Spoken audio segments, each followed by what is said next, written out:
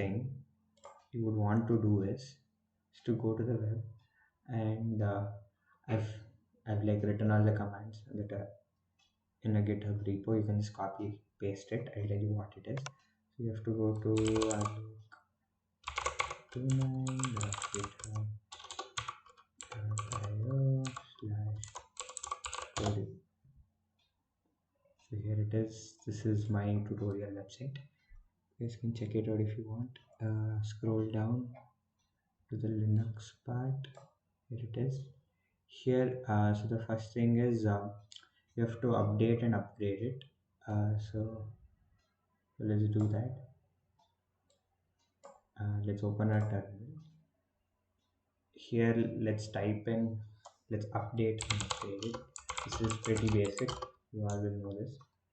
And sudo apt upgrade -5.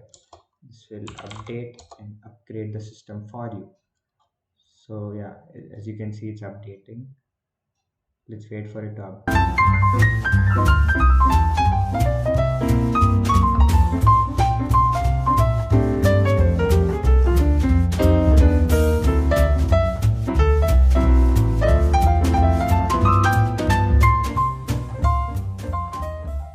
And the C++ debugger as it's. So let's do that. So let's just copy this, and there's the build essential also, which is just a bunch of tools which will help you run your code more efficiently. Just copy paste it, paste, then enter. Then this will also get installed. During this time you can think about life.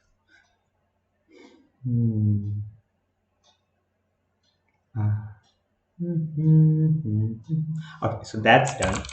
So next step is to install the software components and wget, which will help you install VS Code.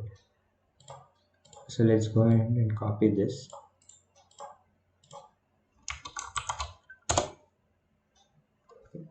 All of them are already installed on my system, but on your system they would not be. So you should go and install it. So the next step is to install Visual Studio Code. For people who don't know what this is, it's basically an integrated development environment. So it's an IDE. What this means is that it'll help you run C++ programs, Python, all of the different types of programs, and it'll compile it and debug it for you in one place itself. If you only install like a compiler and you get a text editor, that time it won't debug you. It won't debug the code. So that's that. So let's go ahead and install VS Code.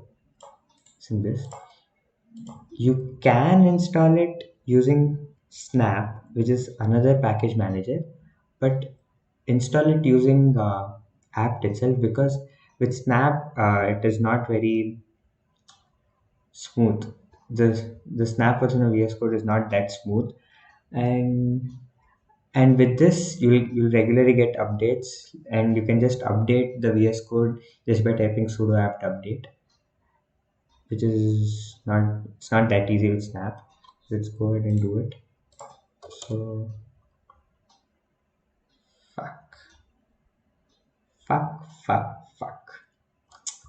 fuckity fuck, why didn't that work? Okay guys, there is a bit of a hiccup. I by accident copied like the whole of it instead of just copying like till here, so I changed that. So what you have to do is you have to copy this part, copy it, then paste it, and that'll work. It's okay.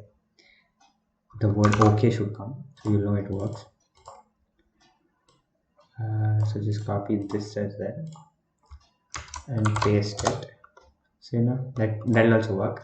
So here you should type sudo apt update and sudo apt install code. Yeah, So this will work, and install it. Now wait for it to install.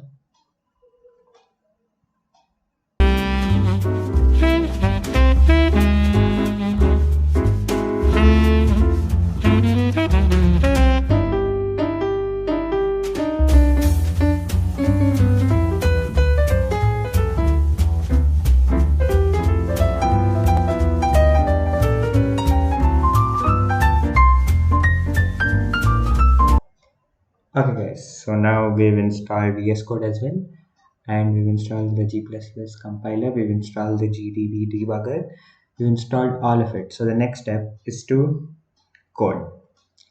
Dun, dun, dun, dun, dun. Okay. So the first thing you have to do is you have to create a directory where all your code will be stored. So it's damn it. It's to make dir is like used to create a directory. So name your directory as C plus C. Okay. So the next step is cd C plus C. So you're going inside the plus C directory. C plus C? C plus C directory. C, yeah. This should be shown. C plus C. So now what you have to do is you have to open this using VS Code. So you have to type code dot. So open it in VS Code. Yeah, so it's opened it in VS Code. Let's close this. When you open VS Code for the first time, it will probably look like this. So the first thing you would want to do is to create a file here. That's what she said. Okay. Just type the file name. I'll name it as hello world.cpp. So I've created that. CPP is for C++ files.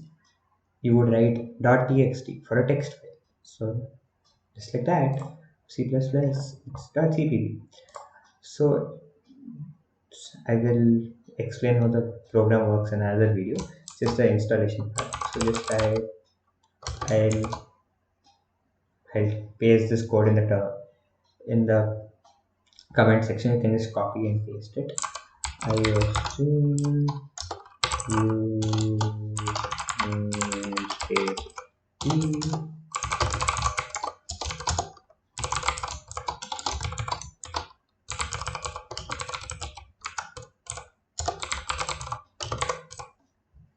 yeah.